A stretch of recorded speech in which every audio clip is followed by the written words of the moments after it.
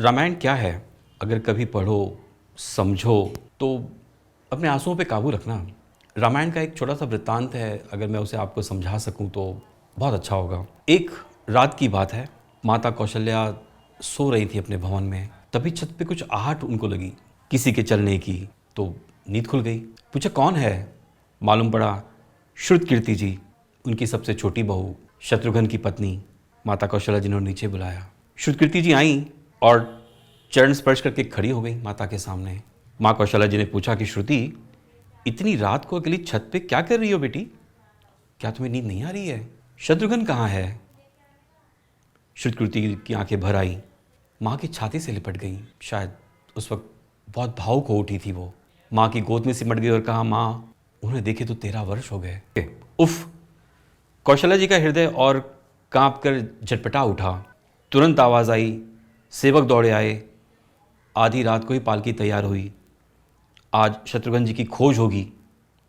माँ चली। आपको मालूम है शत्रुघ्न जी कहाँ मिले? अयोध्या जी के जिस दरवाजे के बाहर भरत जी नंदीग्राम में तपस्वी होकर रहते हैं, उसी दरवाजे के भीतर एक पत्थर की शिला थी। उसी शिला पर अपनी बाँह का तकिया बनाकर वो लेटे हुए थे। माँ उनके सिरहाने बैठ गई। बालों पे जब हाथ फिराया तो शत्रुघ्न जी उठ बैठे। बोले, अरे माँ। उठे, चरणों पे गिरे। माँ, आपने क्यों कष्ट किया? मुझे बुला लिया होता। माँ ने कहा, शत्रुघ्न यहाँ क्यों? शत्रुघ्न की रुलाई फूट पड़ी। उन्होंने कहा, माँ, भैया राम पिताजी की आज्ञा से वन को चले गए हैं। भैया लक्ष्मण भी उनके साथ चले गए। भैया भरत भी नंदीग्राम में हैं। तो क्या ये महल, ये रथ, ये राजसी ठाट बाट, ये वस्त्र, ये विधाता ने क्या मेरे लिए ही बनाए हुए हैं? माँ कौशल्या जी निरुत्तर हो गईं। देखिए, क्या है ये राम कथा? ये भोग की नहीं, त्याग की कथा है। यहाँ त्याग की प्रतियोगिता चल रही है, जहाँ सभी प्रथम है, कोई पीछे नहीं। चारों भाइयों का प्रेम, त्याग, एक दूसरे के प्रति श्रद्धा अभिनव, अलौकिक है। रामायण जीवन जीने की सबसे उत्तम शिक्षा देती है।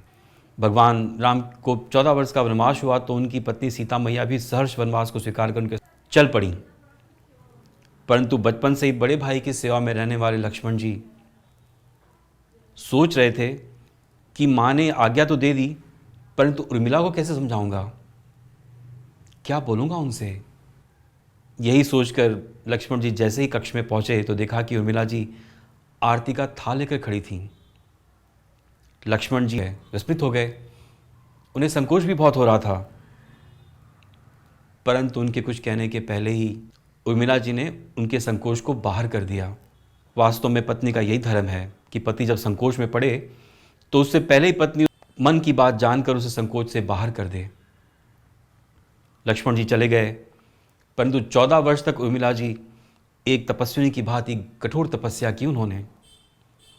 वन में प्रभु श्री राम, माता सीता की सेवा में लक्ष्मण जी कभी सोए नहीं, परंतु उर्मिला जी ने अपने महल के द्वार कभी बंद नहीं किए। सारी रात जाग जाग कर दीपक की लौ को बुझने तक नहीं दिया उन्होंने। यह था समर्पण, यह था त्याग। मेघनाथ से युद्ध करते समय जब लक्ष्मण जी को शक्ति लगी, तब हनुमान जी उनके लिए संजीवनी का पर्वत लेकर लौट रहे थे। जब वो अयोध्या के ऊपर उड़ रहे थे तो भरत जी ने उनको लक्ष्य बनाकर उनको वेद दिया और हनुमान जी गिर जाते हैं। तब हनुमान जी सारा वृत्तांत सुनाते हैं कि सीता जी को रावण हर ले गया और लक्ष्मण जी युद्ध में मूर्छित हो गए हैं।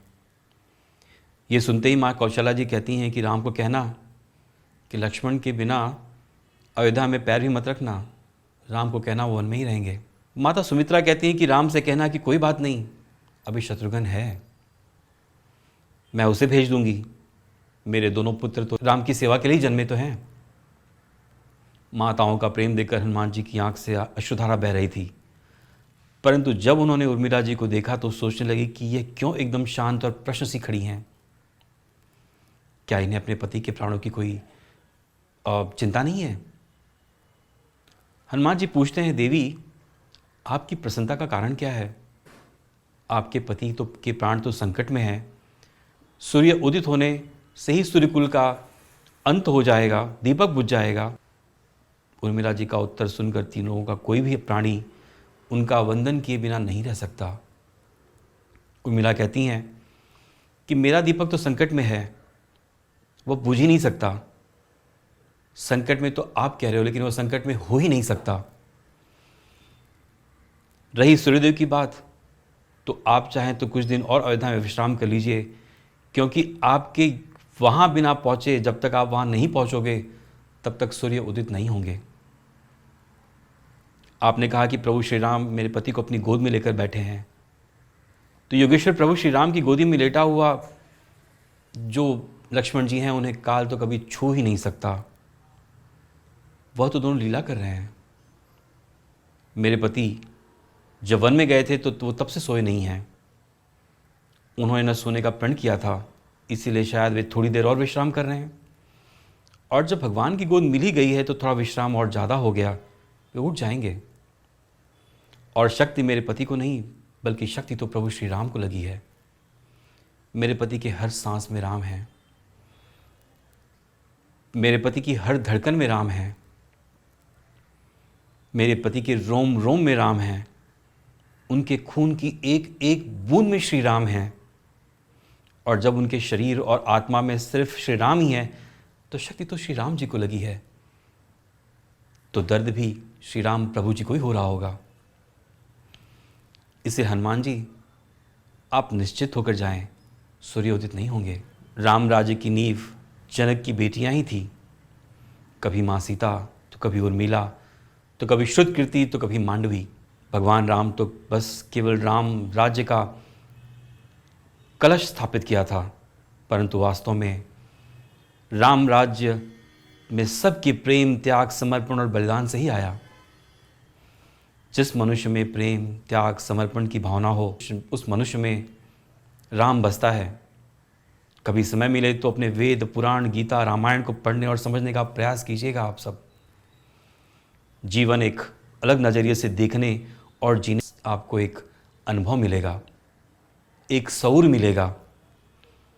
इसीलिए कहते हैं ना कि लक्ष्मण सा भाई हो, कौशल्या सी माई हो, स्वामी तुम जैसा मेरा रघुराई हो, नगरी हो अयोध्या सी, रघुकुल सा घराना हो त्याग भरत जैसा, माँ सीता सी नारी हो, लौ कुश के जैसी संतान हमारी हो, श्रद्धा ही श्रवण जैसी सबुरी सी भक्ति हो, हनुमान के जैसी निष्ठा और शक्ति हो। ये रामायण है, पुण्य कथा श्री राम की। जय श्री राम।